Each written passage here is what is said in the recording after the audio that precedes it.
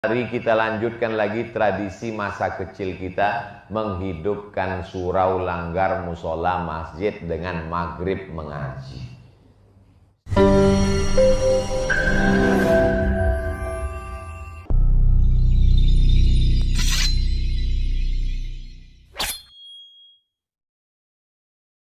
Itu kita lihat seolah-olah orang ini di atas, tinggi, menjulang. Pas kita ketemu ternyata ramah, rendah hati, baik. Jadi kita tidak bisa menilai orang dari tampilan di TV dan di medsos. Kalau mau tahu, ya ketemu langsung. Pas ketemu, kita bisikkan, kita tanya apa yang mengganjal selama ini. Kadang kita lihat orang di medsos, di TV itu galak, garang. Pas ketemu ternyata lembut, baik. Coba tanya, bisikkan ke telinganya. Apa Ustaz radikal? Ternyata ramah. Ternyata tak kenal maka tak sayang.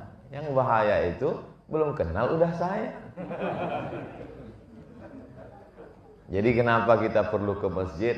Supaya bisa berjumpa, bertemu, bertatap muka langsung live. Karena tidak bisa diwakili dengan alat yang lain. Al-arwah junudun mujannadah. Ruh itu seperti bala tentara. Fama ta'arafa minha talaf wa ma tanakara minha talaf. Ruh kita ini seperti bala tentara. Ada angkatan laut, ada angkatan udara, ada angkatan darat. Seragamnya beda-beda. Dia di tengah lapang kacau balau bercampur aduk. Tapi begitu komandan memerintahkan siap gerak, maka masing-masing akan menemukan dirinya. Sesama angkatan darat bergabung satu barisan angkatan darat. Sesama angkatan udara menggabungkan diri sama angkatan udara. Sesama angkatan laut satu barisan. Kita mudah berkomunikasi kalau satu server. Hobinya sama, ceritanya sama. Di masjid inilah kita bisa bersama insya Allah. Kesannya pun enak. Papa, itu teman papa? Iya. Teman di mana? Kami dulu sama-sama di Masjid Al-Huda. Indah ceritanya.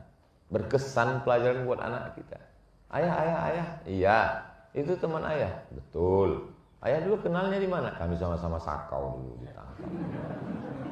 Kena Badan Narkotika Nasional. Alhamdulillah. Ketemu di masjid ini indah. Yang membuat indah itu apa? Bukan kitanya, bukan status kita, bukan siapa kita, tapi di mana kita bertemu, tempat yang paling suci di atas permukaan bumi. Sama tanahnya. Mungkin lebih mahal tanah yang di sana, tapi tanah yang di sana bisa diperjualbelikan. Tanah ini siapa yang mau beli? Dijual tanah murah. Begitu datang apa? Masjid Al-Huda. Enggak jadi dia. Jadi di tanah yang paling suci ini kita berada di sini, dan segala dosa-dosa kita begitu keluar dari tanah yang suci ini bersih, dan kita pun ikut menjadi suci. Dosa kecil, utang tidak lunas. Saya sampai ke Mesir 5 September 1998. 24 tahun yang lalu. S1. Ketika itu ada senior, kalau saya awam paling bawah, ada senior yang khawasul khawas tingkat atas. S3. Anak baru masuk S1, beliau udah S3. Namanya Ustadz Rusli Hasbi. Hadir hari. Jadi anak sekarang ini perasaan seperti ikut kontes dacil. Dai cilik yang penilainya satu di kanan, satu di kiri. Jadi kalau jamaah ngelihat video anak hari ini, kok Ustadz nggak seperti biasanya ya? Iya, memang ada yang luar biasa. Anak mulai curiga, ini panitia kayaknya ngetes. Bisa nggak dia ceramah di depan tim seleksi nasional? Tapi ada kebahagiaan buat anak. dengan hadirnya tokoh-tokoh besar ini cara Allah untuk menyatakan, dan setelah diupload nanti, masa mereka mau hadir penceramah radikal? Masya Allah, tabarakallah. Bisa bersilaturahim di sini setelah tak berjumpa 24 tahun, hampir seperempat abad. Bertemunya di mana? Di Masjid Al-Huda, yang selalu dimohonkan kepada Allah, Allahumma inni as'alukal huda wat tuqa wal afafa wal ghina. Jadi nanti kalau anak ditanya orang, Ustaz Somad selalu menyampaikan hadis Allahumma inni as'alukal huda wat tuqa wal afaf wal ghina. Iya, memang Ustaz sudah pernah dapat? Sudah. Mana? Ada tuh rekamannya. Saya tausiah di Masjid Al-Huda.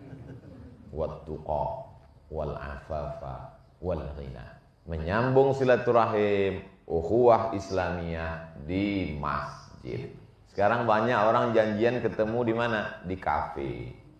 Ceritanya ngalor ngidul tak tentu arah, tidak ada nilai iktikaf di dalamnya. Sedangkan kita dari awal sampai akhir kita keluar masjid ini pahala iktikaf dapat. Makanya kadang di depan masjid itu ditulis nawaitul iktikaf fi hadzal masjid. Di Masjid Agung An-Nur Pekanbaru Riau, begitu sampai naik tangga di atas nawaitul iktikaf fi hadzal masjid. Masjid Nabawi dulu waktu zaman ana haji umrah, di tiang sebelah kiri begitu masuk babus salam ada tulisan nawaitul iktikaf. Sekarang dihapus. Heran kenapa tiba-tiba dihapus, diganti kaligrafi lain. Karena orang mengatakan tidak boleh melafazkan niat iktikaf. Padahal kalau tidak dilafazkan, nanti kita berbolak-balik, habis main handphone, main medsos, kita tak tahu, lupa. Tulisan itu mengingatkan kita. Baik sekali, apa salahnya? Tapi saya yakin dan percaya, andai tidak dituliskan pun, kita sudah ingat. Yang saya sampaikan ini, mengulang kaji, saling mengingatkan. Watawasau bil haq, watawasau bis sabr. Berbicara ngobrol di mall, suara azan tidak masuk. Dulu kita di mall, di rumah sakit, azan masuk. Allahu Akbar, Allahu Akbar. Orang naik ke atas. Sekarang sudah tidak masuk karena mati lampu. Bukan karena toanya dicopot. Karena ada pemadaman bergilir sehingga mikrofon tidak hidup lagi. Tapi mikrofon Masjid Al-Huda ini, Masya Allah, subhanallah, tabarakallah. Begitu saya diberi tadi, dipersilahkan oleh Syekh Fikri Tariq, sikit aja saya ucapkan, sawu sufu lang, khawatir saya. Yang saya khawatirkan jangan-jangan yang berbisik di dalam pun bisa keluar. Saking kan tajam. Itu tadi saya nggak terlalu banyak mengeluarkan, dikit aja suara. Yang herannya nggak kelihatan di mana di palang. Oh ada. Nah, ini baik sekali karena amat sangat berpengaruh sound system ini. 80% menurut Pak JK, beliau bisikkan waktu ketemu. Ustaz Somad kalau ceramah sampaikan itu di masjid-masjid. Karena orang di masjid dengar suara imam, dengar suara khotib, dengar suara penceramah, tausiah, tidak jelas apa yang dia. Macam-macam model mikrofon itu, sound system itu. Ada yang modelnya jelas di telinga penceramah, nggak jelas di telinga jamaah. Jadi penceramahnya pede, jamaahnya bingung. Ada model sound system itu jelas di telinga jamaah, nggak jelas di telinga ustadznya. Ustadznya tegang urat lehernya, dia sangka suara itu tak sampai ke telinga jamaah. Ada yang lebih parah lagi, tidak sampai ke telinga jamaah, ustadz itu pun tak mendengar. Sama-sama bingung mereka. Tapi Masya Allah, tabarakallah. Jadi jamaah di seluruh Indonesia dimanapun berada yang mengikuti kajian subuh di Masjid Al-Huda ini, maka kalau kalian mau memperbaiki sound system mikrofon masjid, Studi bandinglah ke Masjid Al-Huda. Saya sudah merasakannya. Anda? Bagus sekali. Karena tidak terlalu banyak kita mengeluarkan energi, suara kita jelas. Kadang jamaah ini tidak juga bisa disalahkan. Ketika khotib Jumat dia tidur. Seringkali jamaah disalahkan. Kenapa kalian tidur? Kata dia, memang suaranya seperti nyanyian pengantar tidur. Sayup-sayup masuk ke telinga. Setan pula disalahkan. Kata setan, aku nggak ada menggoda. Kata dia. Kadang kita kasihan juga sama setan. Nanti muncul namanya Komisi Perlindungan Setan. Saking sudah banyaknya. Manusia ini tidak memperbaiki kualitas dirinya, tidak memperbaiki kualitas masjidnya. Jadi alat, sarana, prasarana dipersiapkan sehingga orang ke masjid itu nyaman, semuanya nyaman. Letak posisi jam itu juga penting. Jam, sehingga saya tahu pas 5.55. Jadi ingat merek sesuatu. Ini terkadang dipasang jam di belakang. Ustadznya lupa bawa jam tangan. Ya sebentar-sebentar. Kalau ini kan jelas. Ini semua penting, letak. Bagaimana ini di belakang ada satir, hijab, jarak antara laki-laki dan perempuan. Kadang di beberapa masjid tak ada dipasang. Kalaupun ada, rendah di bawah. Kalau ini kan jelas. Sehingga makmum yang di belakang, sop yang paling bagus laki-laki di depan. Kenapa? Karena dia paling jauh dari perempuan. Bukan saya mengatakan yang di belakang tak bagus. Bagus. Ini ustadz ini saya udah mau ke masjid, dia udah alhamdulillah. Ini dia bilang pula sop saya tak bagus. Karena kalau tidak dipasang satir hijab penutup ini, apalagi di sop paling belakang biasanya anak-anak muda, lain bunyi aminnya. Karena dia tengok ini di depan anak gadis. Ghairil maghdubi alaihim waladdallin, kata imam. Amin gitu. Tapi kalau gini kan tertutup, rapi, bersih. Adapun sedang tausiah dibuka karena jamaah ingin melihat ustadz. Jamaah yang laki-laki tidak bisa melihat perempuan. Jamaah perempuan pun tak bisa melihat jamaah laki-laki. Ustadz kan melihat sekali-sekali. Tapi jamaah juga kan pakai masker. Jadi tidak ada fitnah di dalam masjid. Ini semua aturan-aturan ini kita ikuti. Pakai tenda karena mungkin acara seremonial besar. Di Ramadan pun biasa begitu. Masjid, surau, langgar, musola di awal-awal Ramadan pakai tenda. Penyewaan tenda cuma sampai 3 hari. Pas ditanya pengurus, kok 3 hari? Biasanya begitu. Sama nanti di ujung-ujung mau Idul Fitri. Masjid ini mengajarkan kita dalam fikih cuman ada 2, masjid dan masjid jami'. Apa bedanya? Masjid ada Jumatnya, maka disebut masjid jami'. Masjid enggak ada Jumatnya, masjid. Masjid apa Ustaz? Ya masjid aja, enggak pakai aja, masjid. Inilah dia masjid. Nah banyak sekarang orang bingung. Ustadz, kalau dilanggar itu apa pakai usolli sunatan tahiyatal langgar? Itu masjid. Karena ada sholat 5 waktu. Subuh, zuhur, asar, maghrib, isya. Bisa iktikaf di dalamnya. Ini sudah mulai dekat Ramadan. Persiapan. Nanti kami iktikaf di mana Pak Ustadz? Masjidnya jauh. Datang ke masjid kita iktikaf. Nawaitul iktikaf fi hadzal masjid. Seminim-minim iktikaf menurut mazhab Syafi'i adalah lama dikit dari ruku'. Subhana rabbiyal azimi wa bihamdi, subhana rabbiyal azimi wa bihamdi, subhana rabbiyal azimi wa bihamdi. Lama dikit sudah. Tidak disebut iktikaf kalau tidak menyatukan antara siang dan malam, mesti ketemu siang dan malam. Mazhab Maliki. Alhamdulillah saya mazhab Syafi'i Pak Ustaz. Kenapa? Assalamualaikum, assalamualaikum, subhanallah, subhanallah, cabut. Sudah dapat pahala iktikaf. Jadi tadi kita dari mulai jam 5, jam 4 lewat sekian, sampailah jam 5.59, ini semuanya pahala i'tikaf. I'takafa Rasulullah sallallahu alaihi wasallam fil ashril awakhir min Ramadan. Nabi beriktikaf. Itu waktu afdalnya. Adapun waktu terbentang sepanjang tahun adalah waktu i'tikaf. Tidak limited, terbatas hanya pada Ramadan, di ujung Ramadan saja.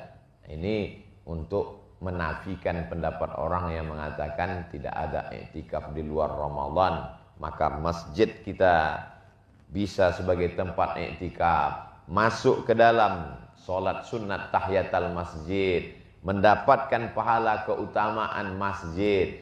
Masjid kok nggak ada Jumatnya? Kalau ada Jumatnya masjid jami. Kecuali ditulis di depan masjid jami, tapi nggak ada Jumat. Nggak bisa. Kalau masjid, tapi unik juga terkadang untuk meloloskan aturan. Jadi yang namanya surau itu memang tidak ada Jumat. Surau, musola, langgar, istilah tempat kita, itu memang tidak ada Jumat. Tapi saya pernah tausiah di Kuala Lumpur, surau. Tapi ada mimbarnya. Saya tanya, ada Jumat di sini? Ada. Kok surau? Ini namanya surau Jumat.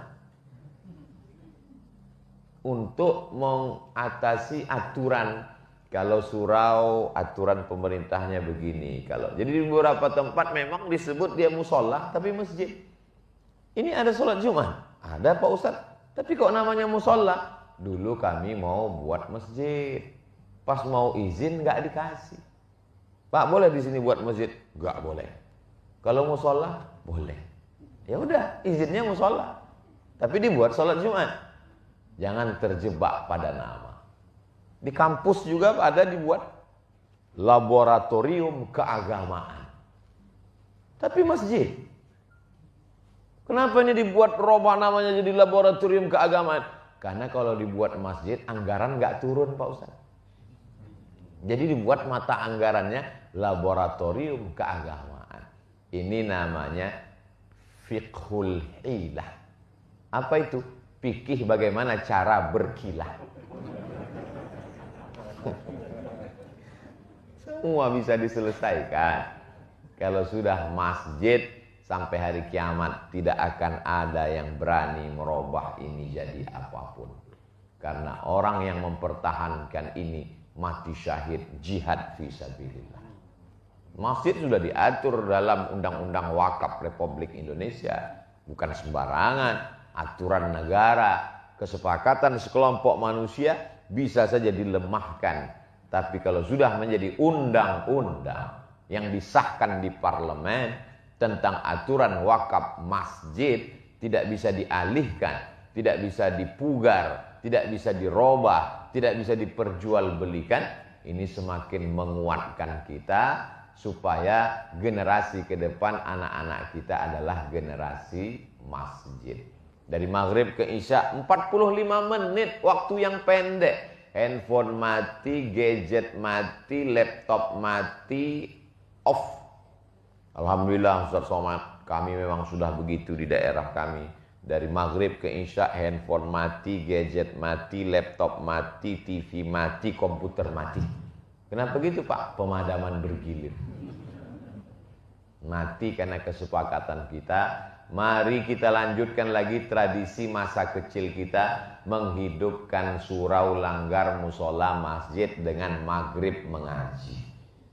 Sediakan guru, belajar Iqra, yang sudah khatam Iqra Al-Quran, yang sudah khatam Al-Quran mulai kajian memahami surat-surat pendek tafsir juz amma, selesai khatam juz amma tafsir surat Yasin. Selesai itu masuk Al-Baqarah, dibaca per kata, apalagi di tempat kita, Masya Allah, nikmat yang dirasakan Bapak Ibu luar biasa. Ada Syekh Fikri Tariq, ada Dr. Rusli Hasbi. Tidak ada alasan Bapak Ibu tidak paham agama, itu tidak ada alasan. Masjid-masjid lain mungkin ada alasan. Ketika nanti mati menghadap Allah ditanya, kenapa kamu nggak paham tafsir Quran? Kenapa kamu nggak ngerti fikih? Kenapa kamu tidak paham akidah Ahlus Sunnah wal Jamaah wujud qidam baqa? Di tempat kami nggak ada ustadz. Kalaupun ada ustadz guru pemain naturalisasi. Ini pemain intinya. Maka menjadi masyarakat sekitar Masjid Al-Huda ini adalah nikmat.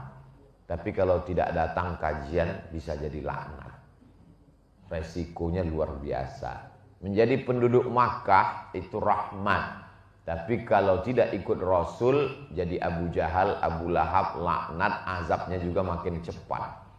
Nah, jadi kajian subuh ini semakin menguatkan hati masyarakat sekitar Masjid Al-Huda. Tapi bagi yang gak kuat, mungkin siap-siap juga mengurus surat pindah.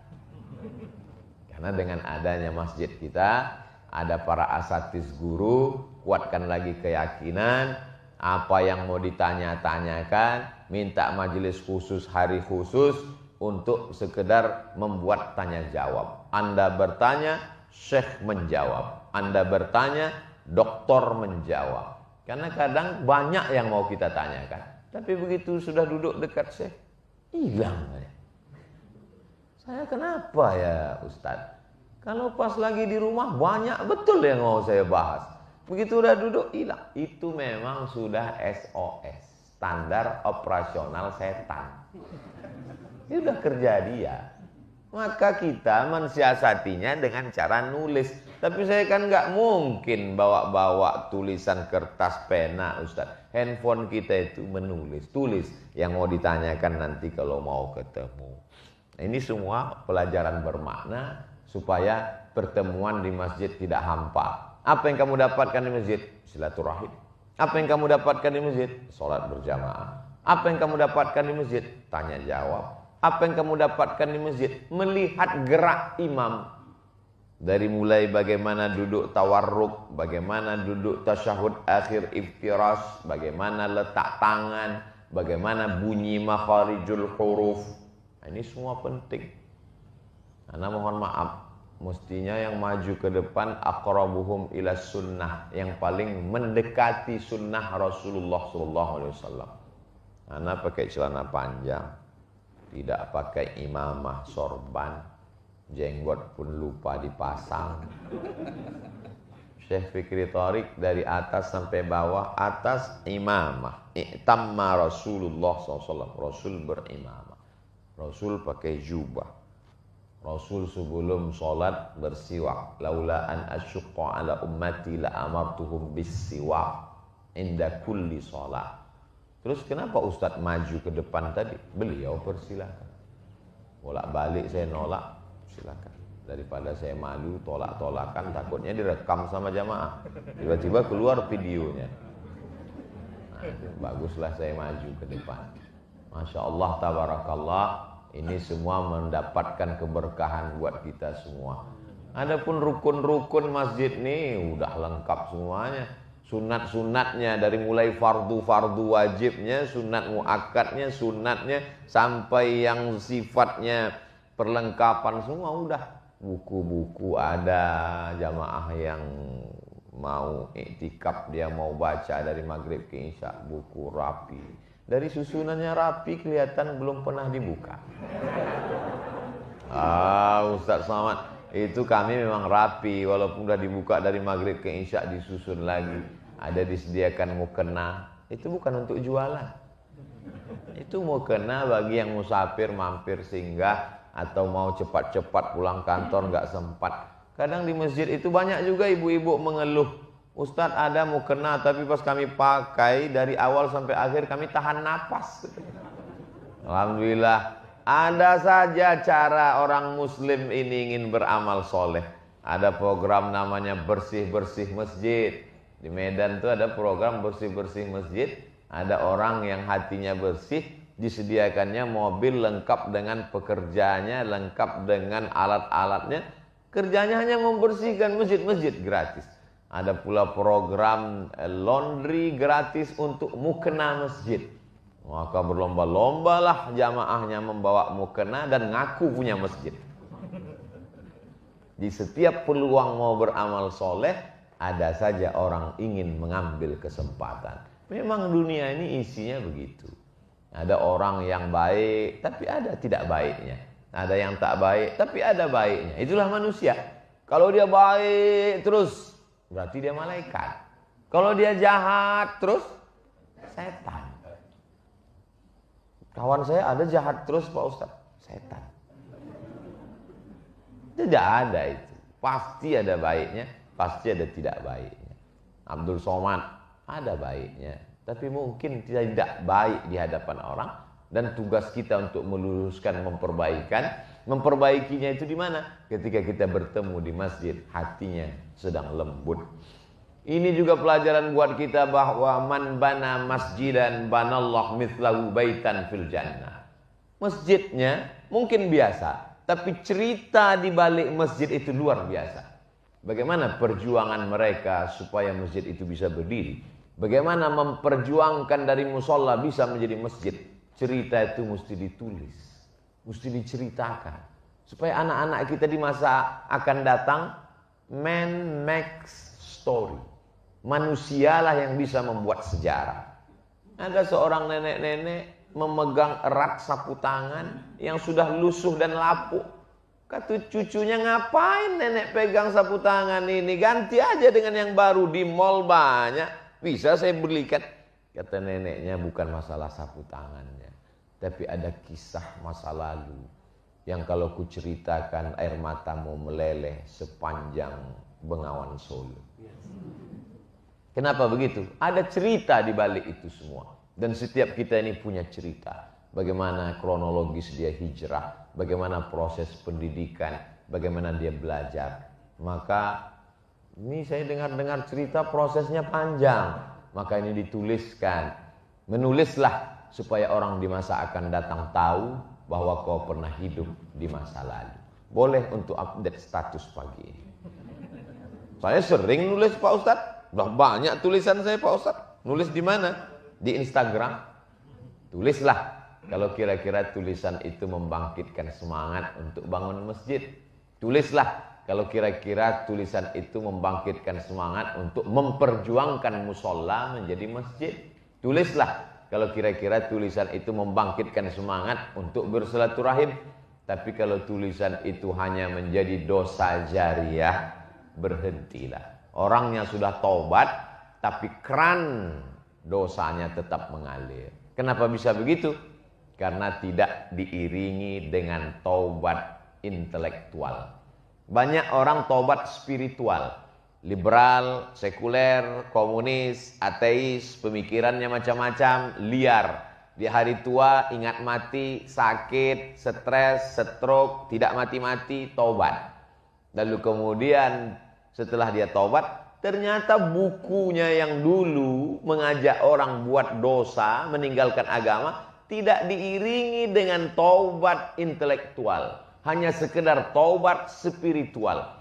Akhirnya, ini kisah-kisah orang yang mendapatkan cahaya hidayah Allah. Dulu awalnya saya memperjuangkan diskotik, memperjuangkan tempat maksiat Pak Ustadz. Setelah saya taubat, saya memperjuangkan musola menjadi masjid. Saya memperjuangkan mesti ada tempat ibadah di klaster-klaster, di perumahan-perumahan yang perjuangannya tidak mudah. Sehingga nanti generasi kita ke depan, yang hari ini anak-anak SMP kelas 1, di tahun 2032, itu dia sudah selesai S1. SMP 3 tahun, SMA 3 tahun, S1 4 tahun. 10 tahun dia sudah selesai S1, dia akan berjuang sehingga perjuangannya tidak hampa, tidak hanya sekedar gaji, tidak hanya sekedar kedudukan di kantor, tapi dalam pikirannya aku mesti membuat masjid. Kenapa? Karena dulu di lingkungan ayah saya pulang dari masjid bawa buku kecil, buku itu saya baca, ada nilai perjuangannya. Manusia ini kalau hidupnya tidak ada visi misi, rumah, kantor, kerja, sibuk, libur, jalan-jalan, rumah, kantor, mall, rumah, kantor, kafe, rumah, kantor. Apa beda kita dengan kucing Anggora? Kerja, uang, libur, jalan, makan, jalan, libur, kerja, tidur, rumah. Kita berarti ikan koi. Hidup tidak punya misi. Misi saya hidup ini apa? Selama hidup ini berapa masjid saya buat? Selama hidup ini, Ustaz Somad doakan saya Pak Ustaz. Doanya apa Pak Haji? Supaya saya bisa bangun masjid 99. Saya ketemu dengan orang. Lama hidup banyak dirasa, jauh berjalan banyak dilihat. Lama jadi ustadz ketemu orang macam-macam. Ada manusia seperti itu. Manusia-manusia unik. Saya sudah ada tekad dalam hati mau saya tulis sebetulnya. Biografi manusia-manusia unik yang saya temukan. Ada satu lagi Pak Haji. Dia doanya lain. Ya Allah, kalaupun kau matikan aku setelah 3 masjid ini siap. Dan dia terus bangun 3 masjid. Sampai sekarang gak mati-mati. Sudah lebih 80. Jadi doanya gitu terus. Ya Allah, matikanlah aku setelah 3 masjid ini siap. Jadi rupanya mungkin malaikat mau cabut nyawa dia, kata Allah, tahan dulu 3 masjid belum siap.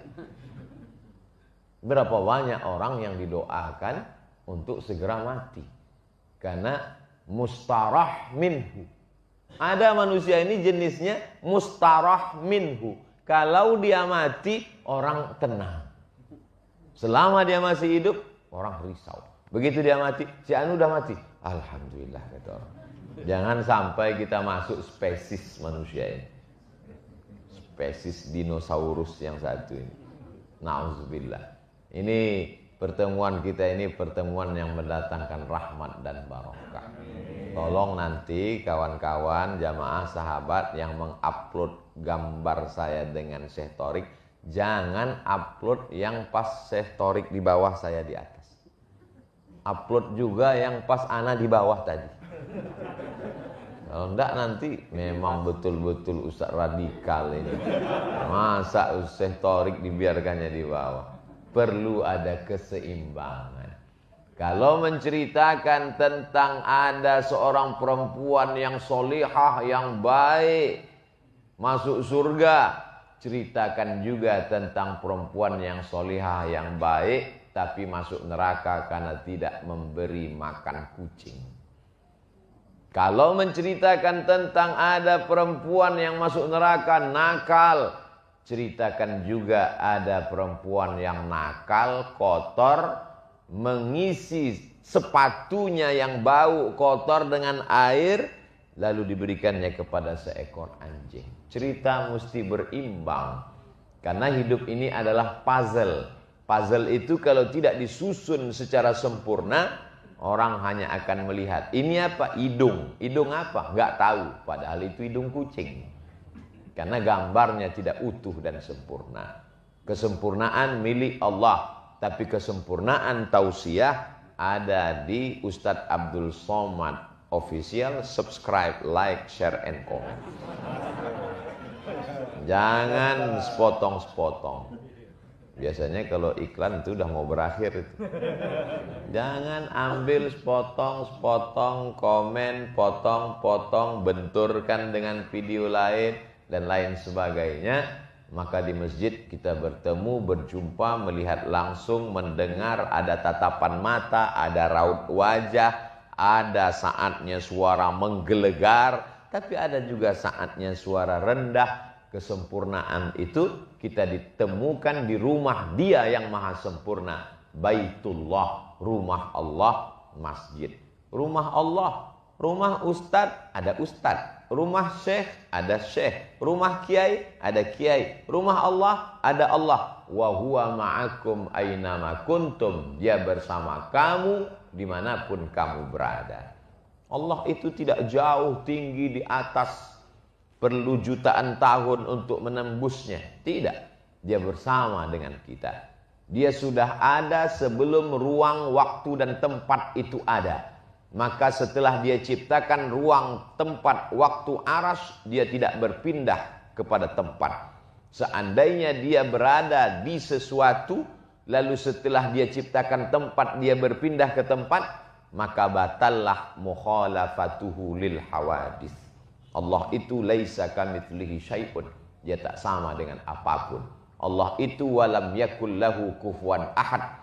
Dia tidak setara, selevel dengan apapun dan siapapun. Maka jangan hukumi Allah dengan hukum-hukum yang ditepati oleh manusia. Itulah pentingnya kita belajar akidah. Hari Senin malam Ahad, akidah sifat 20 Imam Abul Hasan Al-Asy'ari. Hari Senin malam Selasa, Selasa malam Rabu fikih.